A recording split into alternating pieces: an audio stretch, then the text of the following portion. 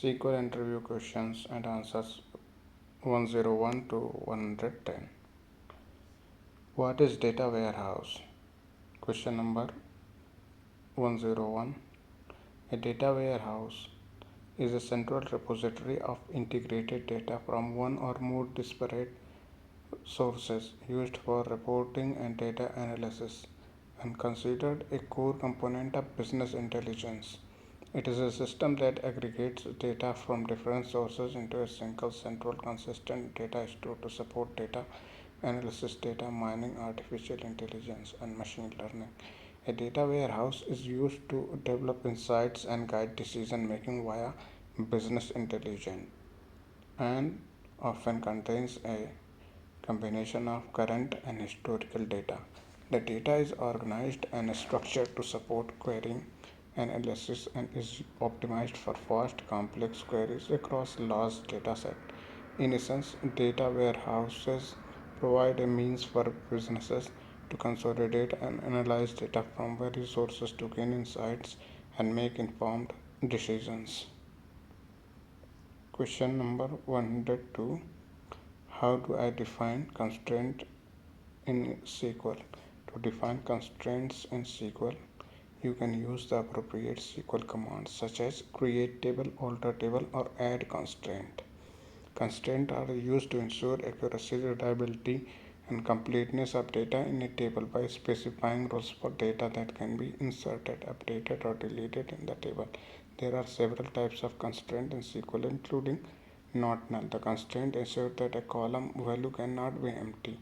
It must contain a value. Unique. This constraint ensures that a column cannot contain duplicate values. All values in the column must be different. Primary key. This constraint ensures that each column value must be unique and not null, and it uniquely identifies each row in the table. Foreign key. This constraint ensures that the values in a column of one table matches the values in another table's primary key column. Check. This constraint allows you to define a condition that each row in a table must meet. If the condition is not met, the row is not added or updated in the table. Default. This constraint allows you to set a default value for a column when no value is specified in the insert statement. To create constraint when creating a new table, you can use the create table command and specify the constraint after the column definition. For example, to create a table with a primary key constraint, you can use the following SQL command. SQL code is create table table underscore name. Table underscore name is the name of table. Column 1 data type there, then column constraint underscore name, that is primary key, column 2 data type, and like that we proceed. To add a constraint to an existing table, you can use the alter table command with the add constraint clause. For example, to add a foreign key constraint to a table, you can use the following SQL statement. SQL code: alter table, table name, add constraint, constraint name, foreign key, column 1, references from other table, column 2. Keep in mind that altering a table's constraint may require the current data in the table to conform to the new constraint and may result in errors if the constraint is not met. Therefore, it's important to plan and test any changes to your table's constraints carefully. Overall, defining constraints in SQL is an important step in ensuring the correctness and integrity of your database. Question number 103. What is the meaning of not null in the SQL? In SQL, a field with a null value indicates that the field has no value. By default, a column can hold a null values. However, if a column should not accept a null values, the not null constraint can be applied to enforce that the column cannot be empty.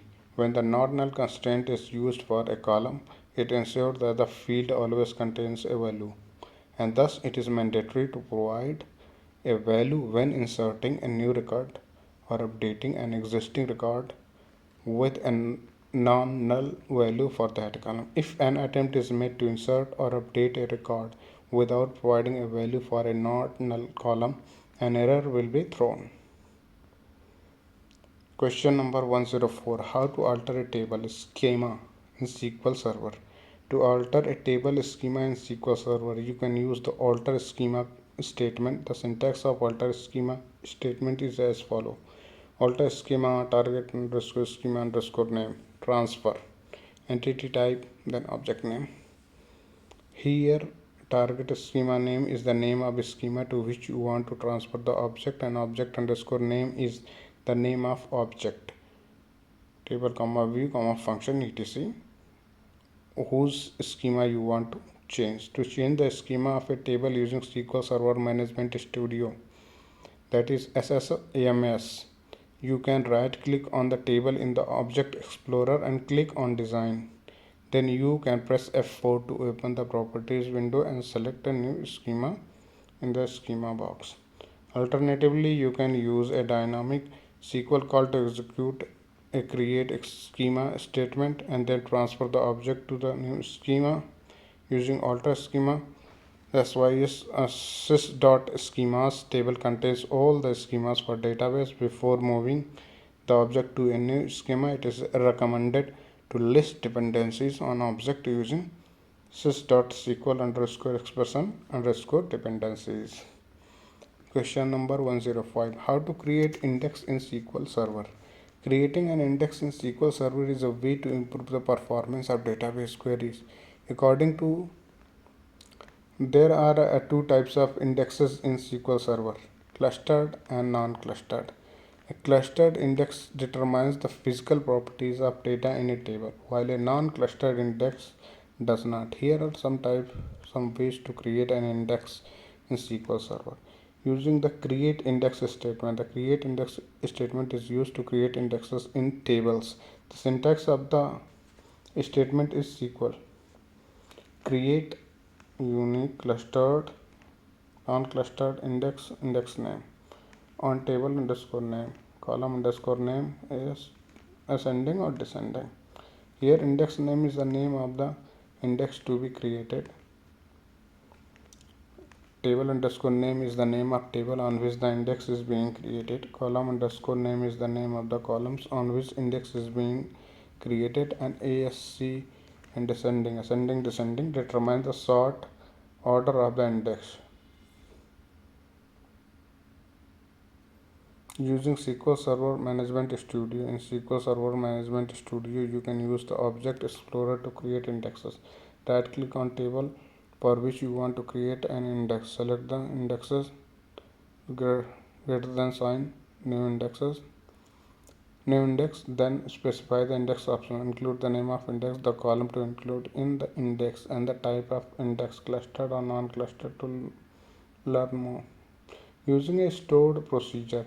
SQL Server provides several stored procedures for managing indexes, including sp underscore help index, sp underscore index option, and sp underscore add index. To create an index using a stored procedure, use the sp underscore add index procedure. The syntax of procedure, this is Java code, sp underscore add index at the rate index name is equal to so this is a Java code to do that. Here index name is the name of index to be created. Table name is the name of the table on which index is being created. Column name is the name of columns on which the index is being created. Index option is the option for which index, and fill factor is the fill factor value. Question number 106. How to get unique records in SQL? In SQL, to get unique records, select distinct statement can be used. This statement retrieves only the unique values from a specific column or set of columns in a table, omitting any duplicates. For example, to select unique values from city column in a table called customers, the following queries can be used. This is SQL query: select distinct city from customers. Additionally, there are other methods to retrieve unique records in SQL. One method involves using the group by clause. The group by clause groups the result set by one or more columns, and the having clause filters out the groups that do not meet a specified condition. This can be used to retrieve unique records based on multiple columns in a table. Another method is to use the select statement with the distinct on clause in PostgreSQL. This allows you to retrieve a single unique record for each distinct value of a specified column.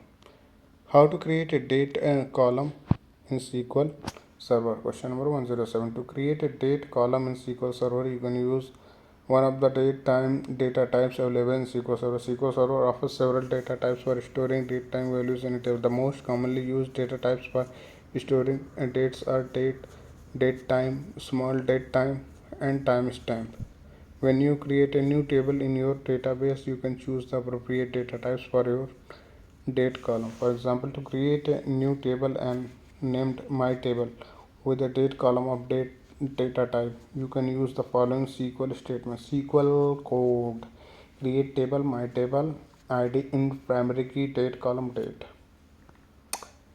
This creates a new table with two columns, an id column of int data types and a date column of data type. You can also set a default value for the date column using default constant. For example, to set the default value for date column to the current date, you can use the following SQL statement. SQL code: create table my table id into primary key date column date default get date. This creates a new table with two columns, an id column of int data type and a date column of date and data type with the default value set to the current date. Note that when you insert values into date column, you need to use appropriate datetime format for data types. For more information on the supported datetime formats in SQL Server, refer to Microsoft's. Question number 108. What is ACID fundamental? What are transactions in SQL Server?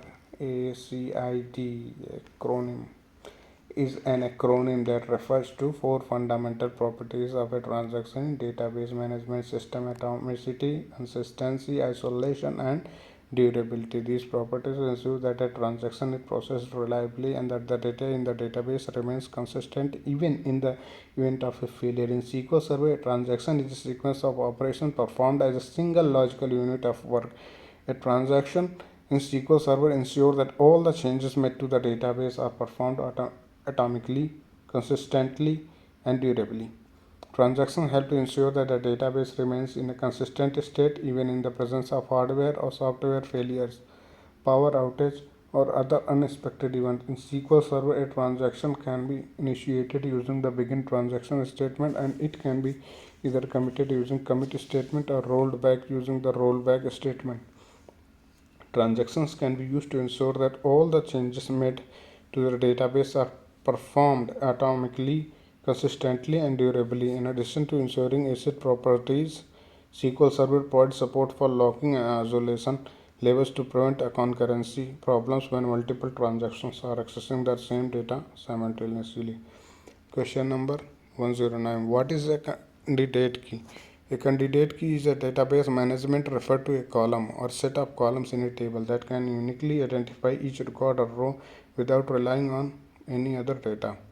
It is a subset of a super key, and all candidate key are super keys, but not all super keys are candidate key. Among the candidate keys of table 1 is selected to be primary key, which is key used to enforce data integrity and uniqueness within the table. The primary key is a minimal super key, which means that it is the smallest set of attributes that can be used to identify each row in a table. There can be only one primary key in a table, and it is typically chosen based on its uniqueness, simplicity, and stability. Overall, candidate keys are important for maintaining the integrity and consistency of data in a database and can be used to identify unique rows in a table. Question number 110. How do group and order by differ? Group by and order by are two commands in SQL used to manipulate the presentation of data from a select query. Group by is used to create unique combination of a list of columns that can be used to form summaries. It groups data based on similarity between the attributes values of columns and aggregate the values based on a specified condition. The result is a set of rows in which identical values in specified columns are combined and reduced to a single row. On the other hand, order by is used to sort the result of a select statement by one or more columns. It arranges the data in ascending or descending order based on the specified columns.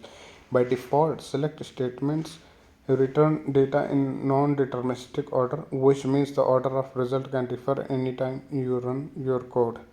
Order by sorts the entire result set based on the specified column, whereas group by reduces the result set and aggregate data. In summary, the main difference between group by and order by is that group by aggregate the data while order by sorts the data.